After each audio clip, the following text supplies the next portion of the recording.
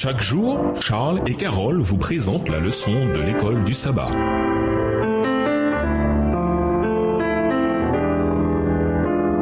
Bienvenue dans votre émission. Dieu nous parle. Nous voilà à la leçon 10, troisième voyage missionnaire. Étude de la semaine, acte 18, les versets 24 à 28, acte 19, acte 20, les versets 7 à 12 et 15 à 27, 2 Corinthiens 4, les versets 8 à 14 et acte 21, les versets 1 à 15. Verset à mémoriser. Pour autant, je ne fais aucun cas de ma propre vie, comme si elle m'était chère, pourvu que je mène à bonne fin ma course et le ministère que j'ai reçu du Seigneur Jésus, rendre témoignage à la bonne nouvelle de la grâce de Dieu. Acte 20, verset 24. Le récit que fait Luc du troisième voyage de Paul commence de manière plutôt abrupte. Le texte dit simplement qu'après avoir passé un peu de temps à Antioche, cœur des missions de Paul, l'apôtre est parti pour un autre voyage, en passant successivement par le pays Galate et la Phrygie, en affermissant tous les disciples. Acte 18, le verset 23. Ainsi, les 2400 premiers kilomètres sont couverts en une seule phrase. En effet, le point de mire du voyage était Éphèse, où Paul passa plus de temps que dans toute autre ville au cours de ses voyages. Du point de vue de l'évangélisation,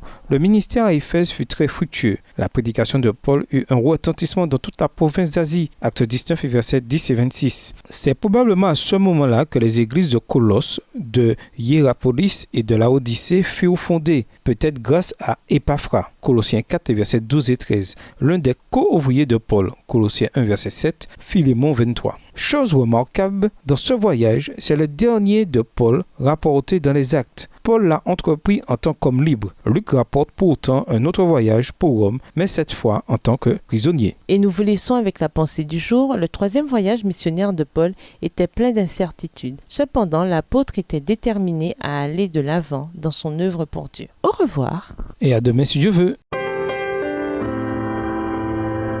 Dieu nous parle. Chaque jour, Charles et Carole vous présentent la leçon de l'école du sabbat.